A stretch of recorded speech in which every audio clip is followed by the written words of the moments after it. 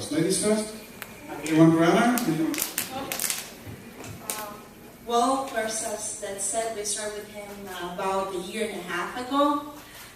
We were looking for options, and the key for us was that Lex is local, and we were able to grab a phone or an email and be able to contact him. And we did what you first said, get to know your area. So we used to drive around, get to know the areas. We grab a map, we put it on the wall. We start to say, okay, what areas are good, what areas are bad. And as Brauner said, the first deal, we didn't know if that was a deal or not. We were so nervous. I reanalyzed and then analyzed it again, and we just tried to make a good deal, but you really helped us, and we're so grateful for that. Okay, so Brauner, are you going to tell us a little bit about some of the deals and the numbers? Okay, well, this is my name is Brauner. She said something already about that was the first deal.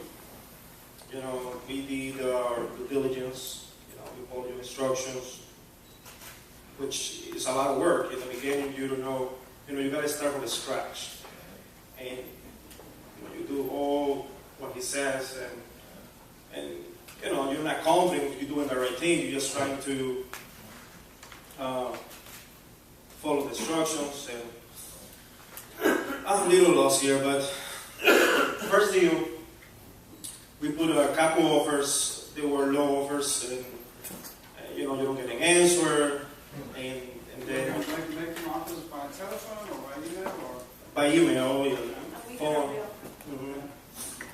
And we finally got our first house on the contract, and I just said we didn't know we got a deal.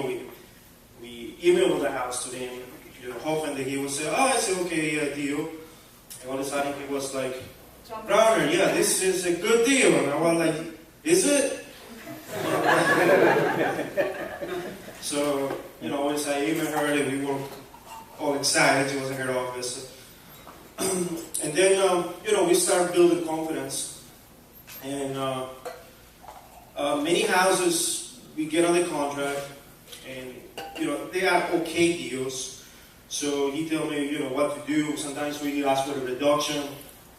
So deals, if you look at MLS, I'm a realtor, obviously. There is not that many deals. Sometimes you better make your deals. And that's when what we teach can really handle it, because, there is a house, just to give an example, $65,000. And everybody is like, should I put an offer? And then you get a house on the contract, and you lock it up, and you get your inspection. After your inspection, you can ask for a $5,000 deduction, $3,000 deduction, something that makes sense, and then we'll decide that $65,000 is $55,000. Now numbers, there's a spread to work, and that's how we put deals together. Obviously, I emailed to him, and he does his magic. He has plenty buyers and has plenty money, and things happen. Just we keep going. We can follow what he teaches us, and we believe in what he teaches us. And usually, when we go out of that way, something not that good happens. So and I'm just telling you the full truth, because sometimes you will try to reinvent the wheel, and then there's nothing to reinvent. You just need to follow what he teaches, and that's how you do it. Yeah. And also, on a side note, in addition to wholesaling 14 houses, they recently purchased their first house together in Port St. Lucie. How about a round of applause for that? So, we're going to go to the first picture. Brauner is a realtor, a full-time wholesaler, and they own their own primary residence. And any of you guys have questions for Brauner or Johanna? How do you find houses? Auction site or? Well, yes. Well, I have tried them, and to me, I don't feel too comfortable with that. But it's just to me. I mean, he has plenty of wholesalers that find, those type of houses. I'm trying to stay with what I know the most, which are private sellers and just typical REOs. And his forte is he picks up the phone and he has a conversation with the realtor, and he gets to know the realtors. And he likes to network really well with Spanish-speaking realtors. And he gets to buddy up with them a little bit, and then when they get listings, they send them to him. And he's even had deals where he said to me, Lex, I just want to close, this realtor gets paid. Even if we make no money, let's just find a buyer and close this deal. And in some cases, I've even bought some of the properties myself because he makes offers up in Port St. Lucie and Fort Pierce. So I've had a few that I've purchased myself as rentals just in order to make sure the realtor got paid. Because that's what will give you a steady supply of deals. So his forte is just being on the phone and chatting with them. Logan, would you agree with that? Yeah, absolutely, yeah. Who does the inspections for you? Hello, who's phone? Who does inspections for me? You said you were able to get reductions in prices by having the house inspected. Did you do it, or do you have a company do it for you? No, I walked them through, obviously my first inspections were total inspections, but sometimes I inspect the house and then, inspection time is up. Microsoft Word invoice. And he double checked the inspection. He said, Brauner, look at this and this, you miss out this and this. And obviously through those inspections, I learned to become a better inspector. And then, know more if it's a good deal or not. So basically, actually, yes, I do my own inspections, take pictures and look for critical situations, nothing major.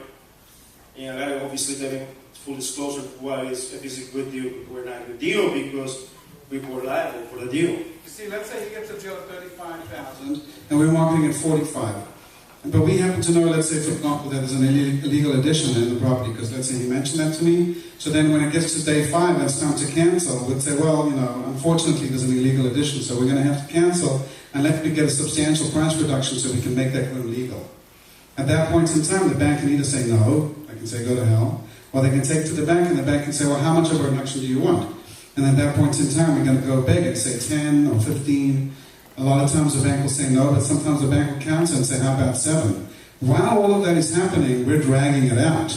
We're lowering the price on our site from $45 to $39.9, and then bingo, a buyer will come in and offer $38. Now that we know we've got a buyer at $38, we can go back and they'll say, well, if we give you a $7,000 reduction, will you waive the inspection period and put up an additional deposit? Because we know we have a signed contract with a guy at $39.9, we say yes, waive inspections. And we end up buying it, let's say, for $32, and then we turn it around and sell it to the guy for $39. So a lot of deals are put together like that, just by marketing it and finding a buyer, and going on that reduction, reducing the price, and then finally getting someone that wants the house. I just want to say something. That what he mentioned just now, that's very key. Very, very key. A lot of deals happen like that. So that was really, really true.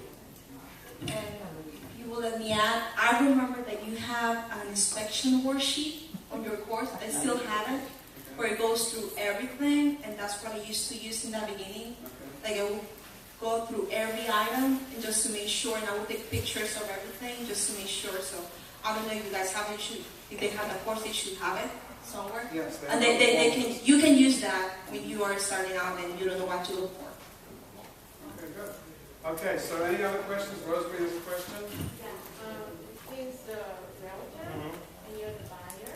So you're buying different listings. Yes, we do have listings, different listings. And many houses we buy in the land trust, most of them, I say 80%. So, yeah. You see, if you put land trust with your name as trustee, if you put your name as trustee, they know. But if you just put land trust, they don't know. A lot of times when we wholesale, it's another trick as well. An end buyer comes in and he wants to buy it, but I don't know the end buyer. So I don't know if he's fishing out to figure out whose deal it is. So instead of sending him a deal saying, Brauner is the trustee, now he'll know, it's Brauner's deal. Let me go to Brauner and lock it up directly. I'll just send him a contract with the seller's name as the 123 Main Street Land Trust. But after he signed it and put up his deposit, will he figure out whose deal it is? And that's related to the going around issue that we spoke about as well. And a lot of sophisticated buyers will do that. They'll give you an offer, and they'll make you send them a contract. And then they'll look on the contract and see who the seller is. And then they'll go direct to the seller and buy the house. And if you're unsophisticated, you won't even know what's happening.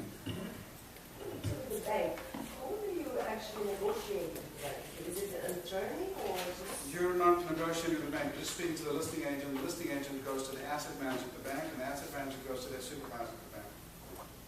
This is the loss mitigation department. So you're never talking Yeah, there is two type of agents, like me and many other agents, just real regular agent, and there is REO agents, which they mostly work, They do only REO. They specialize Yeah. on that. yeah. And they sometimes, I don't know if you understand this, but they work mostly as a single agent, so they work directly with the bank. With single agent means you work just for them, But some of your offers have been for sale by owner? You've had a couple? No by owner, no. All No. REO? Private, yeah, no. we What do- about short sales? No short sales? No short sale. I do Oh, yeah. private. Sometimes you have a drive around, find something, or word of mouth, or even MLS. Okay. And so private sellers, they're good because you can word your contract different. You can arrange to do things different. And REO, they are very square, but if you know their ages, you can also work around them. So it's always like any other job. You got to practice. You got to do your due diligence, follow the instructions, know your market area. That's critical. A house, the 70,000 here can be a deal. 1 mile later, it's not a deal. Or backwards. So you gotta pay your price. Do your due diligence. Use what is it? Use Cydex. Use Cydex. Very, very exact. So yeah, it's a lot of work. But once you know your market area, then a deal come up, and now you don't have to do due diligence because you know your market area so much that you jump on it. Sometimes when you see a house, You know it's a deal. yeah, you know it's a deal. Yeah. Any other question? Okay. So how about a nice round of applause for Johanna and Brauner? We'll go all the way down to Portland. Thank you so much for coming down. And feel free to stay.